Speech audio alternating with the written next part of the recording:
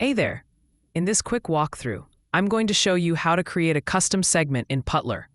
Segments help you group similar customers, orders, or products so you can analyze them better. Let's dive in. First, log into your Putler account. Choose the dashboard you want to work on. Here I'm selecting Customers Dashboard. On the left-hand side of the dashboard, look for an option called Add Filters. Go ahead and click that. This opens up the place where you'll build your segmentation rules. Let's say you want to create a segment for particular customers. I'll show the steps.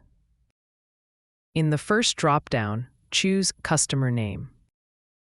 In the Operator drop-down, select Equals.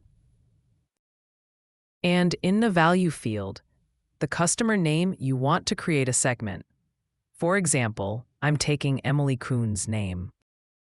Now click Apply Rule.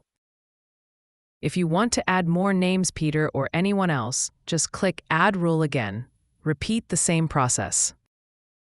Choose Customer Name, pick an operator, add the value here. I am taking another customer name, Freddie Berge, and now Apply Rule. Now, look at the drop-down that says Match. You'll see two options: All, which means every rule must be true; Any, which means even one rule can match. In this example, I want to include any customer, Emily or Freddie, so I'm choosing Any. Lastly, if you want to reuse this segment in the future, click Save Segment.